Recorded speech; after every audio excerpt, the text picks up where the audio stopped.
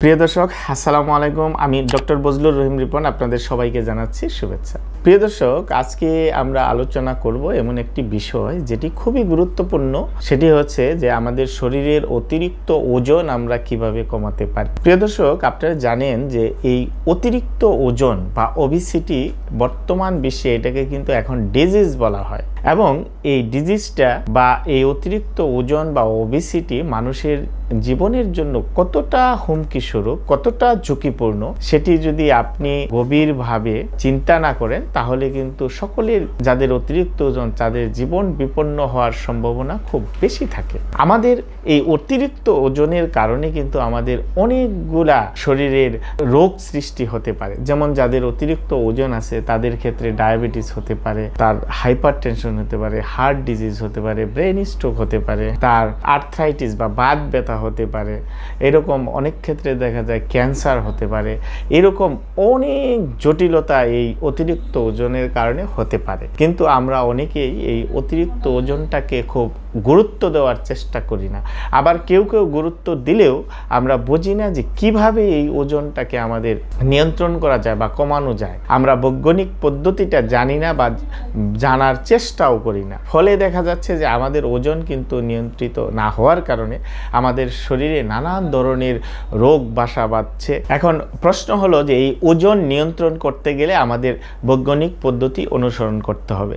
এখন বৈজ্ঞানিক পদ্ধতিটা কি সেটি আমাদের জানা দরকার। বৈজ্ঞানিক পদ্ধতি হলো যে আমাদের ওজন করতে গেলে ও কমাতে গেলে আমাদের প্রপার ডায়েট করতে হবে, নিয়মিত এক্সারসাইজ করতে হবে, এবং আমাদের আচরণগত কিছু পরিবর্তন আমাদের করতে হবে। এই তিনটি বিষয় যদি আমরা সমন্বিতভাবে করতে পারি তাহলে কিন্তু আমাদের ওজনটা নিয়ন্ত্রণ করা খুবই সম্ভব। আবার অনেক রোগীরা বলে থাকেন যে আমি সারাদিন না খেয়ে থাকি তারপরে ওজন কমে না, বরঞ্চ কোনো কোনো ক্ষেত্রে বাড়ে। তবে হ্যাঁ, যদি আপনি না খেয়ে থাকেন তাহলে কিন্তু ওজন কমবে না, বরং বাড়তেও পারে। এর সায়েন্টিফিক ব্যাখ্যা আমরা পরে একদিন বলার চেষ্টা করব কেন।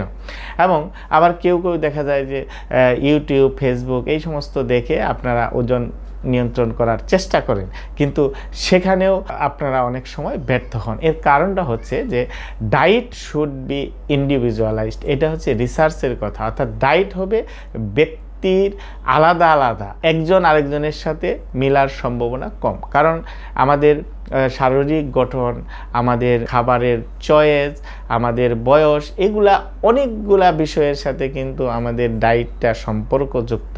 সুতরাং এখানে যদি আমরা ওই ইউটিউব, ফেসবুক দেখে ডায়েট করি, ইচ্ছামতো করি, তাহলে কিন্তু আপনার ওজন কমানোর সম্ভাবনা খুবই কম।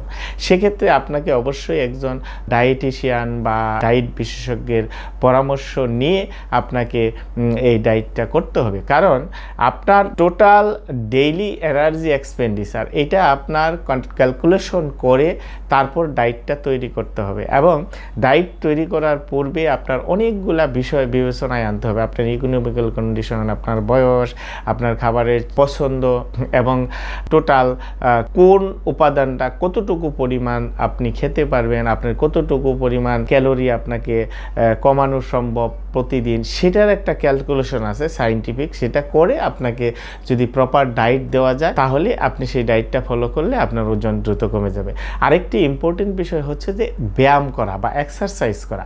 এখন এই এক্সারসাইজটাও কিন্তু অনেকগুলা বিষয়ের উপর, আপনার শারীরিক অবস্থা, কন্ডিশন, শরীরের অন্যান্য প্যারামিটার, বয়স, অনেক কিছু বিবেচনা করে আপনাকে এক্সারসাইজ নির্ধারণ করতে হবে। এবং আপনি কতটুকু সময় করবেন, তার ইন্টেন্সিটি কেমন, ফ্রিকোয়েন্সি কেমন, ডিউরেশন কেমন, এগুলি কিন্তু আপনার শারীরিক কন্ডিশনের উপর ডিপেন্ড করে একজন ফিজিওথেরাপিস্ট বা এক্সারসাইজ ফিজিওলজিস্ট সেটি আপনাকে নির্ধারণ করে দিবে। আর একটি গুরুত্বপূর্ণ বিষয় সেটি হচ্ছে যে আপনার আচরণগত পরিবর্তন। আচরণগত পরিবর্তনটা কি?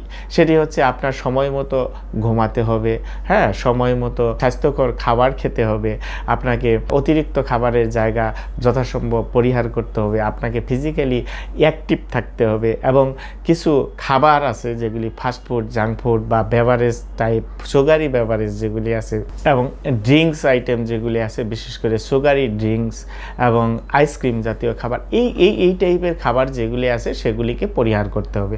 সবশেষ কথা হচ্ছে যে আপনি যদি ওজন কমাতে চান তাহলে অবশ্যই একজন বিশেষজ্ঞ ডায়েটিশিয়ানের পরামর্শ নেবেন, একজন এক্সারসাইজ ফিজিওলজিস্টের পরামর্শ নিয়ে আপনি ডায়েট এবং এক্সারসাইজ করলে আশা রাখি আপনি দ্রুত সময়ের মধ্যে আপনি ওজন কমাতে বা ওজন নিয়ন্ত্রণ করতে সক্ষম হবেন। প্রিয় দর্শক, কথা হবে পরবর্তীতে অন্য কোনো বিষয় নিয়ে। সে পর্যন্ত আমাদের সাথেই থাকবেন। সবাইকে ধন্যবাদ। আসসালামু আলাইকুম।